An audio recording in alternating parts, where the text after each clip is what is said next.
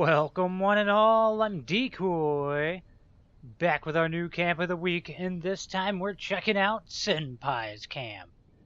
I'm hoping I didn't, mutilate that, but I tried, and that's gotta count for something, right? Now, he's done something really cool at his camp. He's tried to rebuild a cabin from out there in the world. And I gotta say, I think he did a pretty darn good job at it. I'm not gonna give away which cabin it is, but we'll just see if you can figure it out. Now, off on the left side of his house, he does have a couple water purifiers.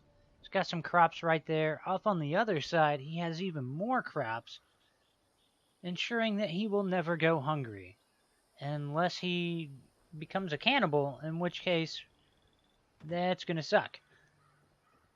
Now, off on this side of his house, he has a really large porch, multiple cooking spots, plenty of seating, and generally just all around his house, there's a nice handful of instruments around for you to play.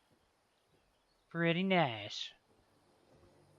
Now we'll make our way over towards the front door, where of course we have a couple more instruments. So there's no excuse for not being well tuned if you're hanging out here. No excuse whatsoever. Now to the inside. Got a nice little living room type area off on this side. Got the TV. Really nice looking. Now off on the other side he has a fairly large dining area. I'll say this, there's only an arcade game missing from behind the tables. There's your hint. Now back off this way, he does have his kitchen. Again, lots of hints here towards the cabin that he was building. Overall, I like his little kitchen area. Keep working our way around. So we'll go out the back door in a second. We're not trying to get ahead of ourselves. Back in this area, he set up an office. Okay, we'll go to the back door. I know you were waiting for it. So back here is where he keeps his fusion generator. Fairly well protected because he is on the edge of the map. So no enemies should be spawning back behind there to attack it. And not many enemies want to go for a swim to attack your stuff. They'll just attack the first thing they run into. Now, I don't know why his painting decided it was going to merge with the wall. It happens. Alright, we've all been there.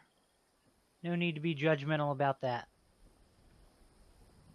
Fairly decent little master bedroom up here. Even has a couple bunk beds in case anybody, decides to come over for a sleepover. Does have a little bit on display here. Definitely has an abundance of frogs. And I'm going to be honest, I don't think I could tolerate that many frogs croaking.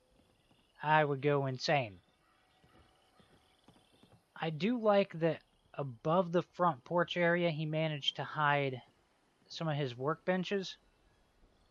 Because, be honest, they are kind of ugly. And to be able to hide them away out of view is a solid strategy.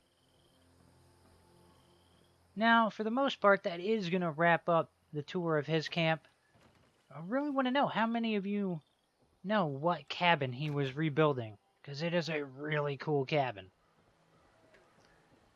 So that does wrap up the tour of his camp.